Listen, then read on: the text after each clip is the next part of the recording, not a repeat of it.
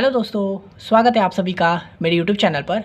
तो जैसा कि हम लोग देख रहे थे BCS 40 का दिसंबर 2023 का सॉल्यूशन, ठीक है। आज हम लोग देखने वाले हैं क्वेश्चन नंबर 10।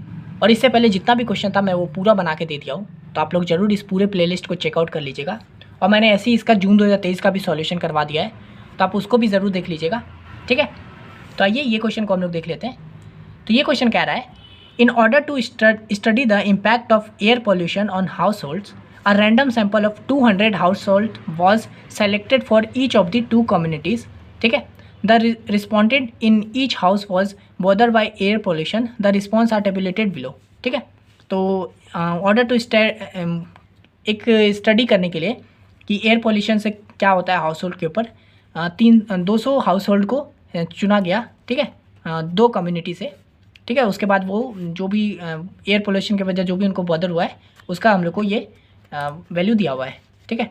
तो कम्युनिटी ये दो है, 1, 2, और हाउस होल्ड क्या बोलते हैं, एयर पोल्यूशन से वो लोग परेशान हुए हैं कि नहीं। तो कम्युनिटी 1 का है यस पे 43, नो पे है 157, और कम्युनिटी 2 का है 81 और नो पे है 119, ठीक है। बाकी ये सब टोटल वैल्यू है, ये जो लिखा है ना टोटल, असली कंटेंट यहीं पे है इतना।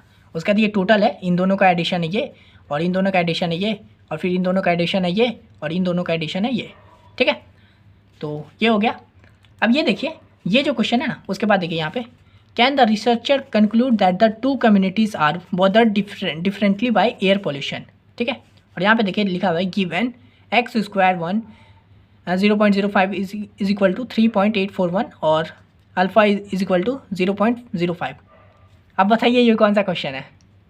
गिवन देखिए एक्स स्क्वायर, कौन सा क्वेश्चन, का स्क्वायर है ना, मैंने बताया था ये एक्स स्क्वायर है, का स्क्वायर मैंने बताया था, ये बहुत इंपॉर्टेंट क्वेश्चन है। देखिए यहाँ पे भी आया है ना। तो का स्क्वायर का आप लोग को पता है कैसे बनाना है, सेम स्टेप फॉलो होगा, कुछ अलग नहीं करना है हम लोग को, ठीक है। तो चलिए इसको करते हैं। तो हम लोग क्या करेंगे, पहला स्टेप सेटअप हाइपोथेसिस है ना, हाइपोथेसिस को डिफाइन करेंगे। तो पहला नल हाइपोथेसिस S0। तो नल हाइपोथेसिस हमेशा ये होता है, there is no difference between the community and being bother by air pollution, ठीक है। यानी कि कोई डिफरेंस नहीं है कम्युनिटी का, क्या बोलते हैं, एयर पोल्यूशन की वजह से जो बॉदर हुआ है उसकी वजह से। तो नल हाइपोथेसिस हम लोग का ये हो गया है, ठीक है। तो यहाँ पे देखिए, can the researcher calculate that two communities are bother differently by air pollution, है ना। तो क्वेश्चन पूछ रहा है कि क्या रिसर्चर ये कह सकता है कि जो दो कम्युनिटी है वो बॉदर मतलब परेशान हुआ है डिफरेंटली, मतलब अलग तरह से परेशान हुआ है एयर पोल्यूशन की वजह से। तो नल हाइपोथेसिस बोला है कि नहीं भाई, नहीं हुआ है, कोई डिफरेंस नहीं है, there is no difference between the community and being bother by air pollution, है ना, कि एयर पोल्यूशन से बॉदर हुआ है जो कम्युनिटी, उसमें कोई डिफरेंस नहीं है। तो नल हाइपोथेसिस ये हो गया।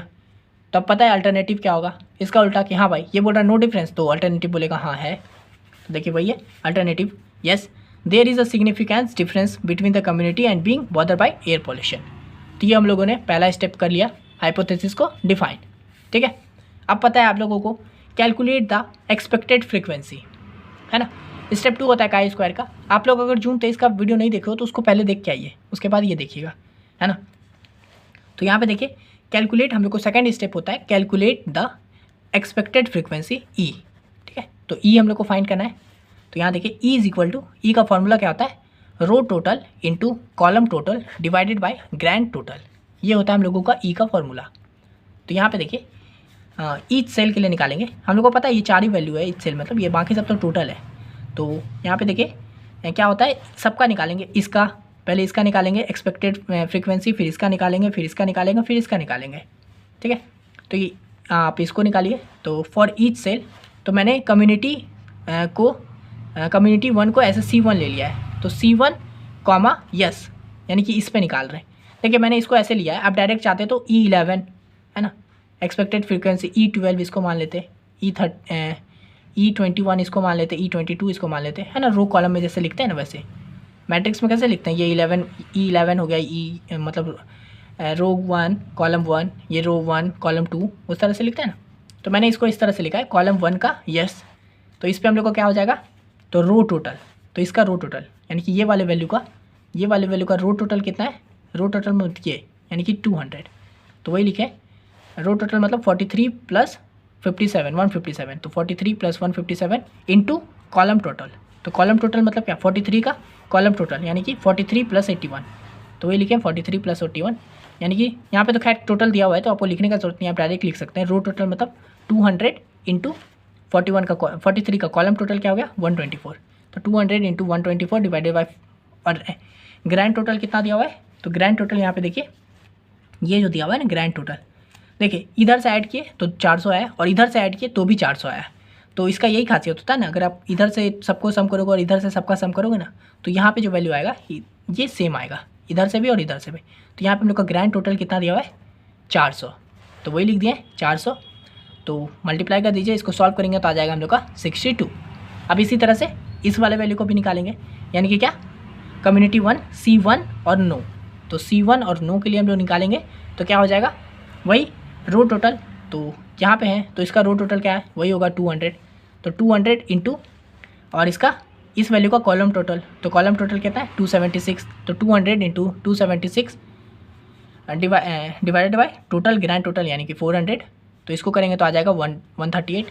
इसी तरह से फिर इसका भी निकालेंगे, तो यानी क्या हो जाएगा C2 यस, तो C2 का यस पे क्या है तो वही रो टोटल, तो ये इसका रो टोटल है 200 into column total 124, 2 into 124, 200 into 124 divided by 400, इसको करेंगे तो 62। इसी तरह से इसका भी करेंगे C2 का नो पे, तो C2 का नो पे इसको लिख देंगे 200 into 276 divided by 400 is equal to 138। ठीक है, अब देखिए यहाँ पे ये सब वैल्यू मैंने पहले भी बता दिया, आप इसको ऐसे भी लिख सकते थे E11 है ना, इसको लिख देते E12, इसका हो जाता E21 और ये हो जाता E22 इज इक्वल टू ऐसे।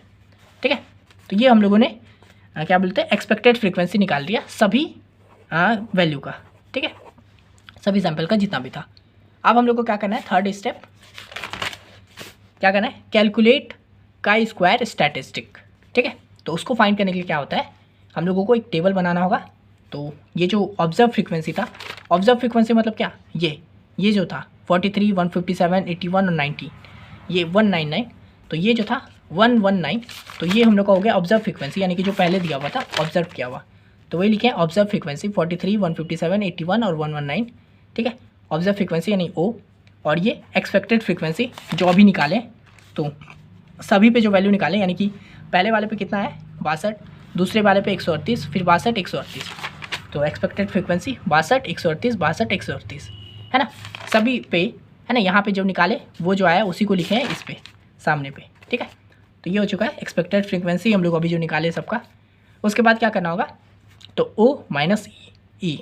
ठीक है, तो चलिए O माइनस ई करते हैं, तो O माइनस ई यानी कि O माइनस ई 43 minus 62 minus 19, 157 minus 138 minus 19, 81 minus 62 minus 19 और 119 माइनस 138 19। ठीक है, तो ये आ गया हम लोग का O माइनस ई। ठीक है, माइनस प्लस में ही आया है। उसके बाद क्या करेंगे नेक्स्ट, O माइनस ई का होल स्क्वायर है ना, यानी कि इसका होल स्क्वायर, तो 19 माइनस 19 का 361, 19 का 361 माइनस 19 का 361, 19 का 361। ठीक है, उसके लास्ट में O माइनस ई का होल स्क्वायर डिवाइडेड बाई ई। ठीक है, तो यानी कि ये value divided by expected frequency यानी ये, तो ये 361 डिवाइडेड बाई 62, तो करेंगे आएगा हम लोग का 5.82। इसी तरह से जब इसका करेंगे 361 डिवाइडेड बाई 138 तो आ जाएगा 2.61, फिर इसका करेंगे तो आ जाएगा 5.82, फिर इसका करेंगे तो आ जाएगा 2.61, इन सब का ऐड कर देंगे तो आ जाएगा 16.86, और ये एक्सपेक्टेड फ्रीक्वेंसी का भी एडिशन करेंगे तो 400 ही आएगा। ठीक है, ऑब्जर्व का भी 400 ही आएगा, तो एक्सपेक्टेड का भी 400 ही आना चाहिए तभी सही है ना, क्योंकि एक्सपेक्ट ये हम लोग को ऑब्जर्व दिया हुआ है। ठीक है, और हम लोग एक्सपेक्टेड फ्रीक्वेंसी निकाले हैं सबका, तो वैल्यू तो सेम ही आएगा ना, बस ऊपर नीचे होगा है ना, तो इसलिए एक्सपेक्टेड फ्रीक्वेंसी भी 400 ही आएगा, तो सही है। अब देखिए काई स्क्वायर स्टैटिक्स, तो इसका फॉर्मूला होता है एक्स स्क्वायर, मतलब पता ही हम लोगों को एक्स स्क्वायर मतलब काई स्क्वायर का है, तो chi square is equal to sigma O minus E का whole square divided by E है ना, इसलिए हम लोग यहाँ पे ये निकाले थे। अब डायरेक्ट सिग्मा है तो ये वाला लास्ट वाला वैल्यू इज इक्वल टू हो जाएगा 16.86। ठीक है, इसको टेबल में इसलिए निकाल लिया था डायरेक्ट, उसके बाद एक्स स्क्वायर की जगह पे ये वैल्यू पुट कर देंगे, सिग्मा ओ माइनस ई का होल स्क्वायर डिवाइडेड बाई ई, यानी कि सिग्मा मतलब टोटल इन सबका एडिशन, तो 16.86 यहाँ पे हो गया हम लोगों का ये काई स्क्वायर का वैल्यू। ठीक है, अब नेक्स्ट स्टेप क्या होता है, फ्रीडम निकालना होगा, डिग्री ऑफ फ्रीडम। तो यहाँ देखिए डिग्री ऑफ फ्रीडम यानी DF, तो DF कैसे निकलता है, तो R-1 C-1, R मतलब रो कॉलम माइनस C मतलब कॉलम, तो यहाँ पे रो कितना है, रो मतलब 1 2 है ना, ये सब टोटल है, तो इस पर कन्फ्यूज मत होगा, रो कितना है 1 2, कॉलम कितना है 1 2। यानी कि 2 कॉलम 2 रो, तो 2 - 1 कॉलम माइनस मतलब 2 - 1, तो 2 में से 2, 2 में से 1 गया 1, 1 में 2 में से 1 गया 1, 1 × 1 1 हो गया। तो डिग्री ऑफ फ्रीडम कितना है हम लोग का 1 है ना। तो अब हो गया। तो नेक्स्ट आप लोग को कंपैरिजन करना है।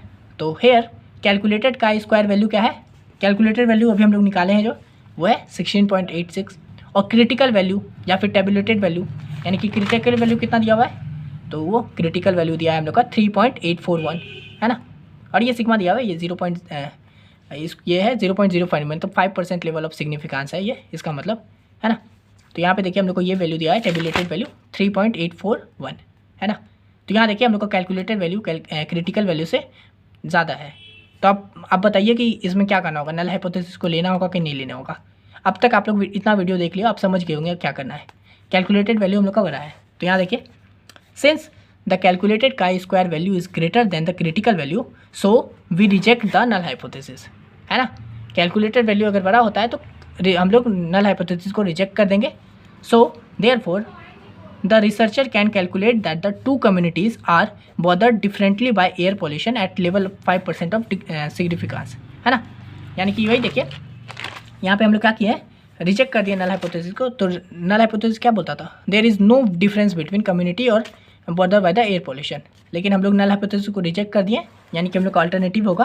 तो यानी कि अल्टरनेटिव क्या बोल रहा है, देयर इज सिग्निफिकेंस डिफरेंस, यानी कि कोई डिफरेंस तो है, तो वही लिखे हैं बस यहाँ पे। तो द रिसर्चर से ठीक है, क्योंकि यहाँ पे देखिए can the researcher calculate that the, तो हाँ researcher calculate that the two communities are bordered differently by the air pollution, वही लिखा है are bordered differently by the air pollution. Last में लिख सकते हैं at the 5% level of significance, ये लिख दीजिएगा लास्ट में एट द 5%। ये अल्फा का वैल्यू देखिए 0.05 है, इसको हम लोग ऐसे अगर परसेंटेज में लिखेंगे मतलब क्या, उठा के इसको नीचे 100 कर देंगे है ना, तो वही हुआ ना, पॉइंट उठा तो ये हो गया, तो मतलब वो 5% ही है ना, ये है ना 0.05 को 5% ही कर सकते हैं। तो वही लिखें at the level eight the 5% level of significance, ये लिखने का तरीका है, ऐसे लिख देंगे और ये हो गया हम लोग का आंसर।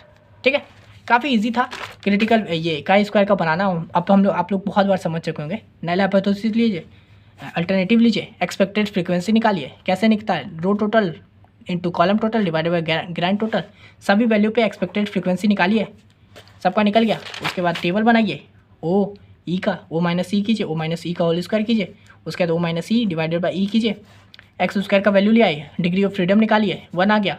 कैलकुलेटेड और क्रिटिकल वैल्यू को ये कीजिए, अगर कैलकुलेटेड मतलब बड़ा हो गया है तो नल हाइपोथेसिस को रिजेक्ट कीजिए, कैलकुलेटेड अगर छोटा है तो नल हाइपोथेसिस को लीजिए है ना, और अल्टरनेटिव को क्या कर दीजिए, रिजेक्ट कर दीजिए है ना।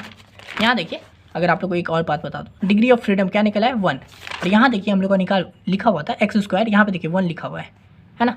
तो यही वही है degree of freedom, degree of freedom. ठीक है, तो यही था क्वेश्चन का स्क्वायर का। तो आशा करते हैं ये वीडियो आपको समझ में आ गया होगा। ये पूरा प्लेलिस्ट अब खत्म हो चुका है, तो आशा करते हैं ये दिसंबर 2023 BCS 40 आपको अच्छे से समझ में आ गया होगा। अगर आपको PDF चाहिए, यही BCS 40 दिसंबर 2023 का PDF के फॉर्म में चाहिए होगा ये सेम ही सॉल्यूशन, तो मैंने आपको बता दिया है। इंस्टा पे मैसेज कीजिए, इंस्टा का लिंक डिस्क्रिप्शन में दिया हुआ है, वहाँ आइए, सिंपल इस वीडियो का लिंक कॉपी कीजिए, वहाँ पेस्ट कर दीजिए।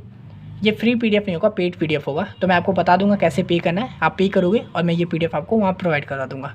ठीक है, अगर आप इस चैनल पे न्यू हो तो मैं इस चैनल पे प्रॉपर पढ़ाई करवाता हूँ इग्नू BCS से related, 1st, 2nd, 3rd, 4th, 5th, 6th।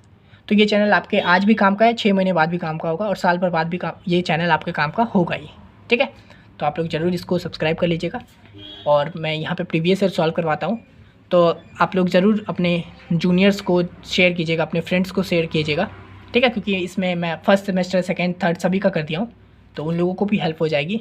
ठीक है, तो आप लोग हाँ, और इसका जून 23 का भी ज़रूर देख लीजिएगा, अगर अभी तक नहीं देखे हो तो। दिसंबर 23 का देख रहे हो, जून 23 का भी देख के ही जाना, चाहे एग्ज़ाम से एक रात पहले क्यों ना देख रहे हो, तो उसे ज़रूर देख लीजिएगा। मिलते हैं नेक्स्ट वीडियो में, तब तक के लिए धन्यवाद।